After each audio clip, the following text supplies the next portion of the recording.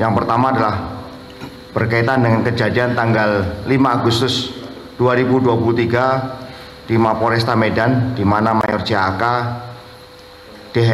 DFH dengan 31 orang mendatangi Kasat Reskrim Polresta Medan. Dan agenda yang kedua adalah berkaitan dengan perkembangan penyidikan perkara Basarnas atas nama Letkol ABC dan Mazda HA. Untuk lebih jelas dan detailnya, nanti Danpuspom TNI akan menjelaskan proses penyidikan yang kemarin sudah dilaksanakan mulai jam 9 sampai dengan jam 17.00, dan Kababinkum akan menjelaskan tentang aturan hukum yang berkaitan dengan kejadian di Medan. Untuk itu, yang terhormat Danpuspom TNI dipersilakan. Terima kasih Kabupaten TNI. Yang saya hormati rekan-rekan media, Assalamualaikum warahmatullahi wabarakatuh. Selamat pagi. Saya izin menjelaskan hasil pendalaman kami dari tim Puspom TNI terkait dengan kejadian di Medan yang mungkin rekan-rekan semua sudah mengetahui semua. Jadi tanggal 9 kemarin atas perintah Bapak Panglima TNI, kami sudah memanggil Mayor DFH ke Puspom TNI untuk dimintai keterangan, dan dari hasil keterangan yang bersangkutan berawal dari ditahannya saudara yang bersangkutan atau keponakannya atas nama Ahmad Rosid Hasibuan oleh Polrestabes Medan terkait dengan kasus pemalsuan tanda tangan pembelian tanah. Setelah mengetahui keponakannya ditahan, DFH melaporkan kepada atasannya, dalam hal ini Kakumdam Bukit Barisan, untuk dapat difasilitasi memberikan bantuan hukum kepada keponakannya tersebut. Selanjutnya, DFH mengajukan surat tertulis kepada Kakumdam pada tanggal 31 Juli 2023 untuk diberikan fasilitas bantuan hukum dalam proses hukum yang dihadapi oleh saudara Ahmad Rosid Hasibuan di Polrestabes Medan. Hal ini dikuatkan dengan surat kuasa dari saudara Ahmad Rosid Hasibuan kepada tim kuasa hukum sebanyak 14 personil dari Kumdam 1 Bukit Barisan sebagai penerima kuasa yang ditandatangani di atas meterai oleh saudara Ahmad Rosid Hasibuan. Dan berdasarkan surat perintah dari Kakumdam Bukit Barisan pada tanggal 1 Agustus, jadi sehari setelah permohonan tersebut, untuk memberikan bantuan hukum kepada saudara Ahmad Rosid Hasibuan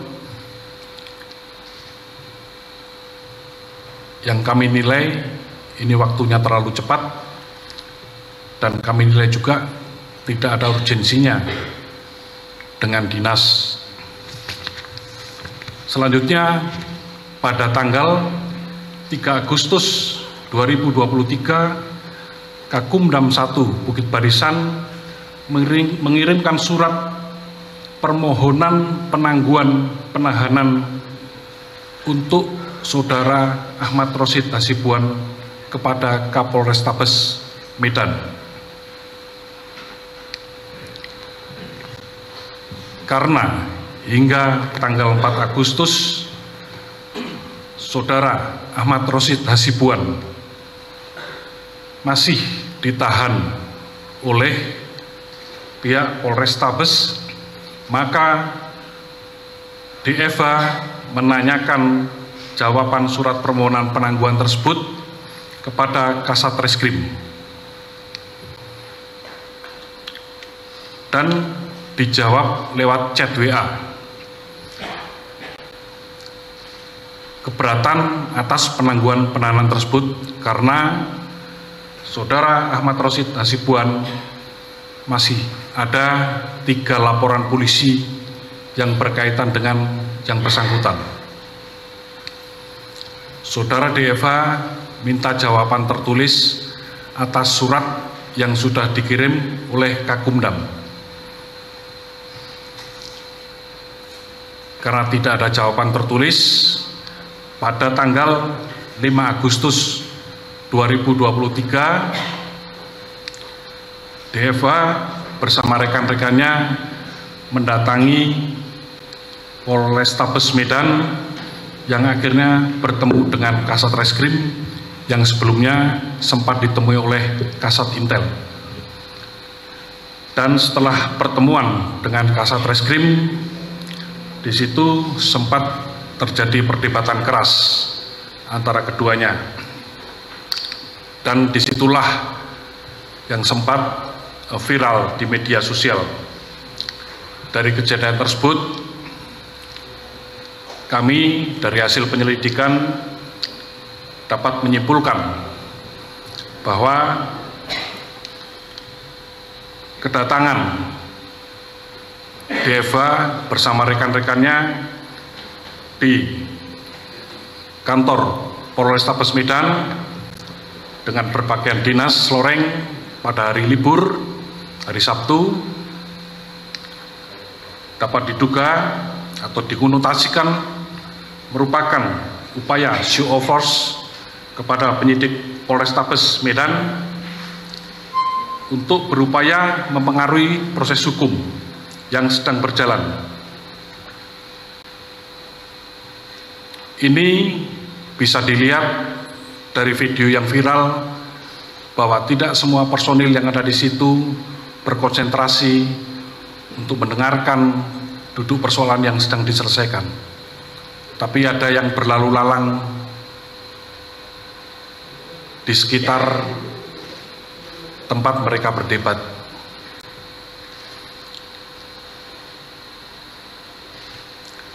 Terkait dengan mungkin ada indikasi bahwa tindakan tersebut bisa dikatakan obstruction of justice, kami belum bisa mengarah ke sana. Demikian yang bisa kami sampaikan, mungkin terkait dengan ketentuan-ketentuan hukum, terkait dengan bantuan hukum, mungkin nanti Kababinkum yang akan menjelaskan. Demikian penjelasan dari kami, Puspom TNI. Terima kasih, Puspen. Terima kasih, Komandan Puspom TNI. Selanjutnya saya serahkan ke Kababinkum. Terima kasih Kapuspen. Selamat pagi rekan-rekan wartawan. Pada kesempatan ini izinkan saya akan mengangkat 3 hal. Yang pertama adalah apakah prajurit dan keluarga TNI itu dapat diberikan bantuan hukum apa tidak? Dalam hal ini apakah saudaranya Mayor DHA itu bisa dikasih bantuan hukum apa enggak? Nanti kita lihat. Yang kedua adalah apakah perwira hukum, contohnya seperti saya, dapat menjadi penasihat hukum dan beracara di dalam suatu sidang pengadilan. Terus yang ketiga adalah sebetulnya prosedur dalam pemberian bantuan hukum itu seperti apa? 3 hal ini nanti yang akan saya sampaikan kepada Anda. Yang pertama adalah apakah prajurit dan keluarga itu dapat diberi bantuan hukum? Jawabannya dapat. Mari kita tengok terkait dengan aturannya. Aturannya itu ada di dalam pasal 27 Undang-Undang Dasar 1945, yaitu setiap warga negara bersamaan kedudukannya di dalam hukum dan pemerintahan dan wajib menjunjung hukum dan pemerintahan itu dengan tidak ada kecualiannya. Ini sebetulnya siapapun itu sama kedudukannya di hadapan hukum. Ini biasa disebut dengan equality before the law. Kemudian ada pasal 69 Undang-Undang Nomor 8 Tahun 1981, yaitu Kitab Undang-Undang Hukum Acara Pidana. Jadi sebetulnya tersangka, terdakwa, terpidana itu punya hak untuk didampingi penasihat hukum. Kemudian ada juga pasal 56 Undang-Undang Nomor 48 Tahun 2009 tentang kekuasaan kehakiman. Di sana juga diatur, silakan dicek. Kemudian ada juga pasal 1 Undang-Undang Nomor 16 Tahun 2011 tentang bantuan hukum, yang pada intinya kita dapat punya hak untuk mendapatkan bantuan hukum. Selanjutnya di dalam Undang-Undang 31 tahun 1997, yaitu peradilan militer, itu diatur di pasal 105, 215 dan pasal 216. Silakan dicek di sana. Kemudian juga ada Undang-Undang TNI, Undang-Undang 34 tahun 2004. Silakan dicek, nanti saya akan jelaskan ini, yaitu pasal 50 ayat 2 khususnya huruf F. Di sana disebutkan bahwa prajurit dan prajurit siswa memperoleh rawatan dan layanan kedinasan yang meliputi penghasilan A dan seterusnya. F itu adalah bantuan hukum. Kemudian ada juga pasal 50 ayat 3 undang-undang yang sama, Undang-Undang TNI, yang berbunyi ini: keluarga prajurit memperoleh rawatan kedinasan yang meliputi rawatan kesehatan, pembinaan mental dan keagamaan, C, bantuan hukum. Sehingga tadi bahwa keluarga prajurit dan keluarganya itu punya hak untuk mendapatkan bantuan hukum. Ya, clear kan yang ini pertanyaan pertama. Yang kedua adalah apakah apakah perwira hukum seperti saya dapat menjadi penasihat hukum apa enggak? Dalam hal ini adalah Mayor DHH itu bisa nggak dia menjadi penasihat hukum dan beracara di dalam sidang pemeriksaan atau sidang pengadilan? Ini karena di media kan beredar bahwa TNI itu tidak boleh beracara di sidang kan gitu. Banyak media meliput seperti itu. Pertanyaannya boleh. Karena apa? Karena ada surat edaran Mahkamah Agung, surat edaran nomor 2 tahun 1971, yaitu adalah pegawai negeri atau anggota militer yang melakukan pekerjaan sebagai pembela atau penasihat hukum di muka pengadilan. Itu menjadi dasar kita untuk mengikuti, mendampingi di dalam sidang di pengadilan. Kemudian ada juga surat Ketua Mahkamah Agung yang pada intinya adalah memberi izin kepada anggota TNI untuk menjadi pembela atau penasihat hukum. Sehingga clear bahwa perwira hukum itu dengan kualifikasi tertentu mestinya itu dapat beracara di pengadilan. Perwira hukum dapat mendampingi tersangka, terdakwa, terpidana di semua level pemeriksaan. Pertanyaan terakhir adalah bagaimana prosedur dan pemberian bantuan hukum? Mengaca pada Undang-Undang Dasar, kemudian undang-undang yang telah saya sebutkan tadi, di lingkungan TNI termasuk di lingkungan angkatan itu sudah ada peraturan, sudah ada CAP. Di dalam ini ada CAP Panglima TNI yang dikeluarkan pada tahun 2017, dan kemudian juknisnya, petunjuk teknisnya itu 2018, yang kemudian ini diikuti oleh Angkatan Darat, Angkatan Laut dan Angkatan Udara, yang pada intinya bahwa mengatur mengenai prosedur pemberian bantuan hukum. Salah satunya, garis besarnya, bahwa pertama harus ada permohonan dari orang. Orang itu bisa prajurit, orang itu bisa keluarga.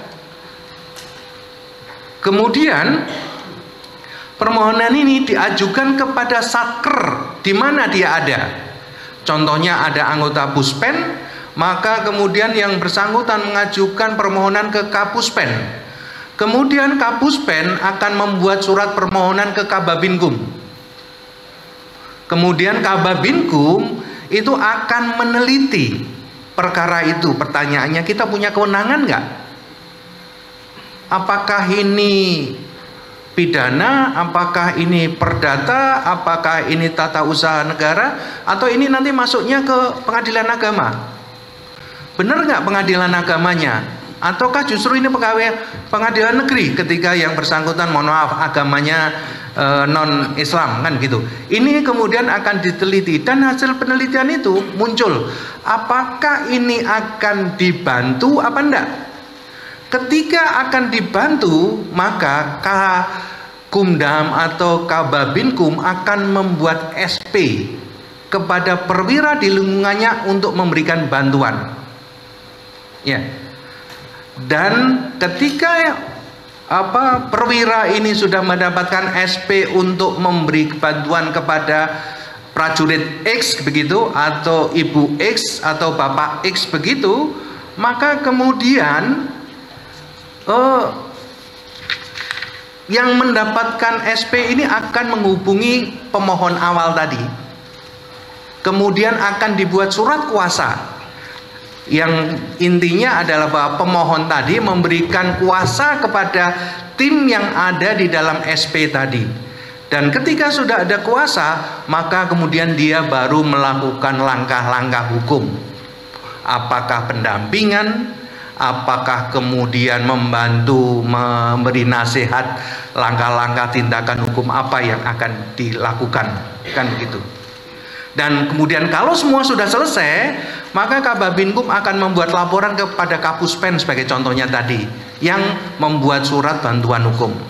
Pertanyaannya adalah, apakah ini dilalui di dalam kasus di Medan apa enggak? Kalau diteliti, ada yang dilalui, ada yang di skip proseduralnya. Sehingga ini dalam tanda kutip ada kesalahan dari aspek prosedural. Yang kedua adalah dilihat apakah cara dalam memberikan bantuan hukum ini tepat apa enggak. Yang pasti jawabannya mudah. Kalau sampai viral pasti nggak tepat, kan begitu. Intinya begitu. Oleh karena itu kesimpulan dari 3 pertanyaan saya tadi adalah bahwa prajurit dan keluarganya itu berhak mendapatkan rawatan kedinasan berupa bankum. Ini yang pertama. Kesimpulan kedua adalah bahwa perwira hukum dapat menjadi penasihat hukum pada perkara pidana maupun pada perkara perdata. Terus yang ketiga, bagaimana prosedur kalau dikaitkan dengan kejadian di Medan, bahwa ada kesalahan prosedur dalam pemberian bantuan hukum, khususnya adalah tata cara dan mekanisme dalam memberikan bantuan hukum. Saya kira demikian, Kapuspen. Terima kasih. Terima kasih Kababinkum TNI.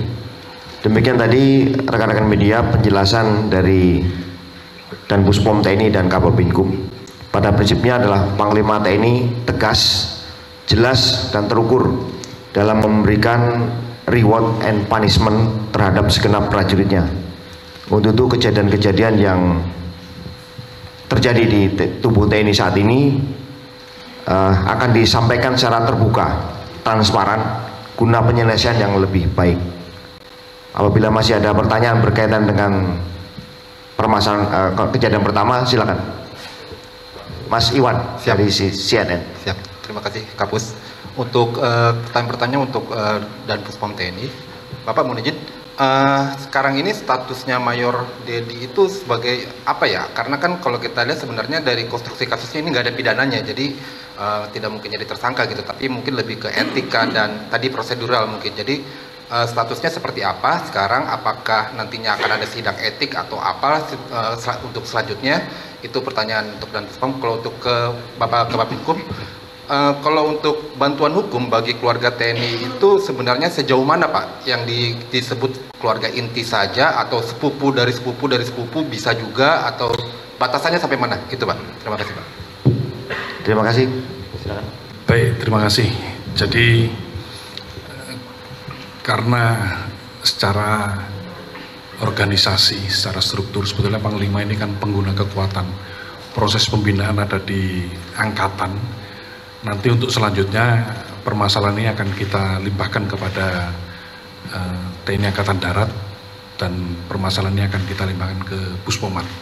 Demikian.